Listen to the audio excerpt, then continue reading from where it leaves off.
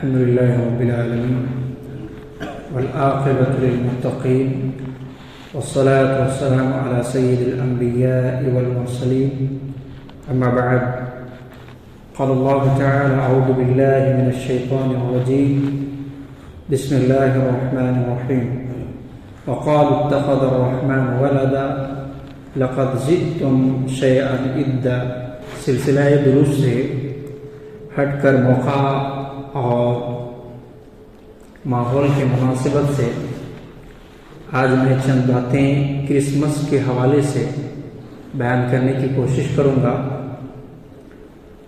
یہ اور بات ہے کہ ہم الحمدللہ کرسمس کو کسی طریقے سے نہیں مناتے اور نہ ہی اس عید یا یہ کہ تہوار کی مبارکبادی کسی کو دیتے ہیں اور نہ ہی اس کا پیغام کسی کو دیتے ہیں، لیکن کرسمس منانے یا کرسمس کی مبارکباد دینے یا کرسمس کے محفلوں میں شریک ہونے وغیرہ کے حوالے سے جو قباحتیں ہیں، جو خرابیاں ہیں، اس کو جاننے کی ہمیں اصل ضرورت ہے تاکہ ہم خود بھی بچیں اور اپنے اہل و عیال اور اپنے بچوں کو بھی اس قباحت اور اس بری چیز سے بچائیں۔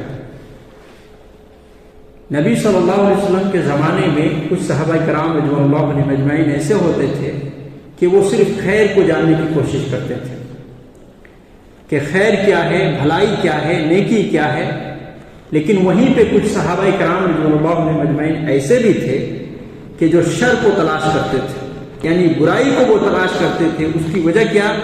تاکہ کہیں انجانے میں اس برائی میں ہم نہ پھنس جائیں۔ اگر ہمیں پہلے سے معلوم ہوگا کہ یہ برائی ہے یا یہ کہ گناہ کا کام ہے تو اس صورت میں ہم کوشش کریں گے کہ اس سے بچیں، لیکن اگر ایک آدمی کو معلوم ہی نہ ہو کہ یہ برا ہے تو اس صورت میں اس میں پھنس جانے کا بہت زیادہ امکان رہتا ہے۔ تو سب سے پہلے کرسمس جو کہتے ہیں تو یہ دو لفظ سے بنا ہے۔ کرس کہتے ہیں مسیح علیہ السلام کو، اور مس جو لفظ ہے اس کا معنی ہے اجتماع، اور جس کا مطلب یہ ہو گیا کرسمس کا کہ مسیحی اجتماع یا میلاد مسیح۔ حضرت عیسیٰ علیہ السلام کی پیدائش کے دن کو کیا بولتے ہیں؟ کرسمس۔ اور عام طور پر ہم یہ دیکھ رہے ہیں کہ یہ 25 دسمبر کو ہندوستان اور دیگر ممالک میں اسے منایا جاتا ہے۔ حالانکہ اگر تاریخ کا مطالعہ کریں گے اور اس چیز کے اندر گھسنے کی کوشش کریں گے تو ایسی صورت میں آپ کو معلوم ہوگا کہ کسی کو بھی حضرت عیسیٰ علیہ السلام کی پیدائش کا دن معلوم نہیں ہے، اور یہی وجہ ہے کہ 3 صدی تک اس جو ہے رسم کو منایا ہی نہیں جاتا تھا، بلکہ ان کے جو بڑے بڑے پادری ہوا کرتے تھے، بڑے بڑے علماء ہوا کرتے تھے، وہ اس چیز کو مشرکانہ عمل ٹھہراتے تھے اور قرار دیتے تھے۔ بعد میں لوگوں نے ایجاد کی، اس میں بھی بڑی جو ہے تفصیلات ہیں، مگر اس طرف میں نہیں جانا چاہتا۔ بس یہی چیز آپ یوں سمجھ لیجئے کہ 25 دسمبر کو حضرت عیسیٰ علیہ السلام کی پیدائش کا جو دن منایا جاتا ہے، اس کا جشن منایا جاتا ہے کرسمس کے نام سے۔ تو ایسی صورت میں یہ چیز اتھینٹک نہیں ہے، یہ صحیح اور ثابت شدہ نہیں ہے، تحقیق اور ریسرچ کی دنیا میں بالکل جو ہے یہ فیک ہے۔ اب ہم یہ جانیں کہ ایک مسلمان کے لیے اس میں برائی کیا ہے۔ مثلا ایک آدمی کسی عیسائی سے دوستی رکھتا ہے، کسی کرسچن سے اس کا کاروبار ہے، اس کا تعلق ہے، تو اس کی طرف سے جو ہے دعوت آ گئی، یا یہ کہ وہاں جا کر کے بلاوا آ گیا کہ ہمیں ہماری اس کرسمس کے مجمع میں اور اس جشن میں آپ کو شریک ہونا ہے وغیرہ۔ تو ایک مسلمان جب اس میں شریک ہوتا ہے، یا یہ کہ اس کو مبارکباد دیتا ہے، یا یہ کہ ان کی جو ہے مبارکبادی کو قبول کرتا ہے، یہ ساری چیزیں ہیں، تو اس میں قباحت کیا ہے، برائی کیا ہے؟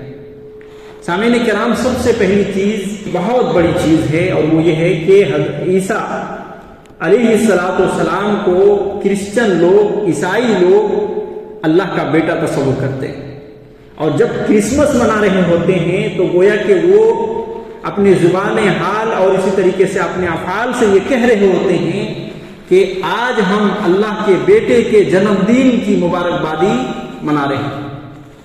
اور قرآن مجید کے حوالے سے اگر آپ دیکھیں تو یہ چیز اتنی بری چیز ہے کہ اللہ رب العالمین کے شدید غیظ و غضب کا سبب بنتا ہے.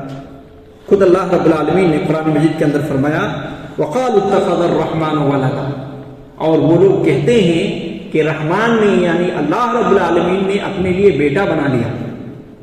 لقد جئتم شیئا ادا، اللہ رب العالمین کہتا ہے کہ تم نے بہت بری چیز لائی ہے اور تم نے بہت بری چیز تم بات بول رہے ہو.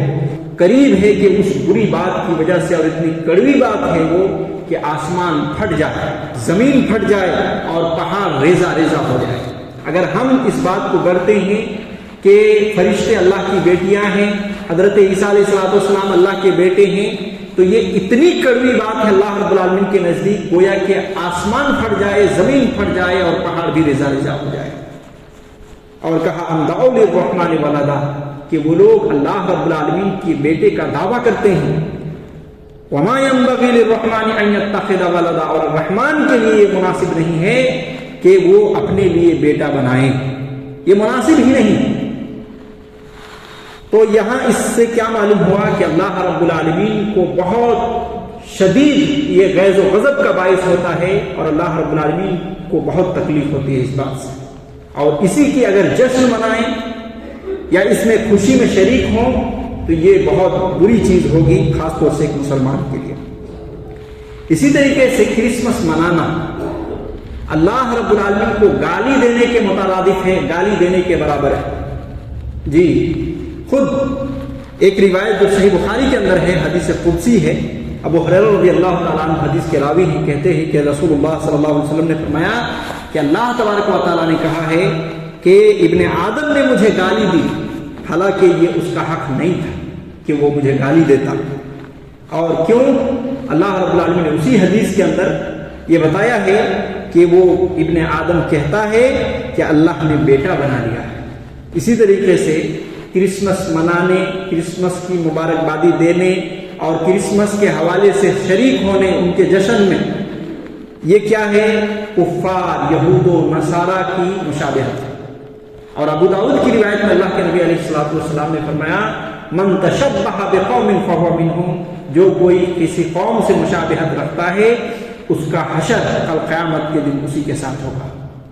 تو گویا کہ ہم اگر عیسائیوں کے مشابہت اختیار کریں گے کسی بھی چیز میں، یا نصارہ یہودی یا مشرکوں کے مشابہت اختیار کریں گے کسی بھی عمل میں، تو ایسی صورت میں خاص طور سے ان عمل میں تہوار کے نام پر ہوتا ہے یا یہ کہ ان کی تشخص ثابت ہوتی ہے، ایسے عمل میں اگر ہم مشابہت رکھتے ہیں تو قیامت کے دن رسول اللہ صلی اللہ علیہ وسلم کہتے ہیں کہ انہی کے ساتھ ہمارا حشر ہوگا، انہی کے ساتھ اٹھایا جائے گا. ان کو اللہ رب العالمین کی غیظ و غضب ہوگی تو ہمارے اوپر بھی اسی طریقے سے غیظ و غضب ہوگا. ان کو جہنم میں جانا پڑے گا تو ہمیں بھی جہنم میں جانا پڑے گا، تشبہ کی وجہ سے، مشابہت کی وجہ سے. اسی طریقے سے کرسمس منانے اور اس کے جشن میں شریک ہونے، ان کی مبارکبادی دینے وغیرہ میں یہ دین میں بدعت. اللہ رب العالمین نے قرآن مجید کے اندر فرمایا سورہ شورى کے اندر آیت نمبر 21، کہا شرعوا لهم من الدین ما لم یأذن به اللہ، کہ ان لوگوں نے اللہ کے دین میں نئی چیز پیدا کر دی، نئی شریعت بنا دی جس کا اللہ رب العالمین نے حکم نہیں دیا. کہ اللہ رب العالمین نے حکم دیا ہے کہ جس دن حضرت عیسیٰ علیہ السلام کی پیدائش ہو اس دن کو جو ہے سیلیبریٹ کیا جائے، اس دن کو جشن منایا جائے. اس طریقے سے اللہ رب العالمین نے خود حکم نہیں دیا ہے. اور اگر اس کی تاریخ ولادت کو بھی اگر دیکھیں تو ایسی صورت میں ثابت ہی نہیں.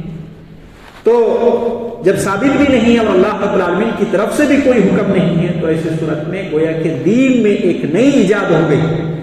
اور نئی ایجاد ہونے کی صورت میں اللہ رب العالمین کہتا ہے وَلَوْلَا كَلِمَةُ الْفَصْلِ، اگر اللہ رب العالمین کے یہاں فیصلے کا دن مقرر نہ ہوتا لَقُضِيَ بَيْنَهُمْ، تو ان کے درمیان فیصلہ کر دیا جاتا، ان کو عذاب دے کر کے ان کو ختم کر دیا جاتا. اسی طریقے سے اگر ہم اس کی قباحت اور برائی کو دیکھیں تو کفار کے تہوار میں شرکت کرنا بھی ہوتا ہے جو کہ حرام ہے، اور اسی طریقے سے حرام کاموں میں شرکت کرنا بھی ہوتا ہے، یہ بھی ایک خرابی آتی ہے۔ باتیں بہت زیادہ ہو گئی، اللہ رب العالمین ہم سب کو صحیح سمجھ کے ساتھ نیک اعمال کرنے کی توفیق عطا فرمائے، اور اس طرح کے جو غیروں کے تہوار ہوتے ہیں اس میں کسی طرح سے شریک نہ ہونے کے اللہ رب العالمین توفیق دے، کیونکہ اس میں یقیناً برائی ہی چھپی ہوتی ہے۔ ان کے سارے تہوار پوجا پاٹ اور کسی نہ کسی دیوی دیوتاؤں کی پوجا کے اوپر ہی ہوتا ہے۔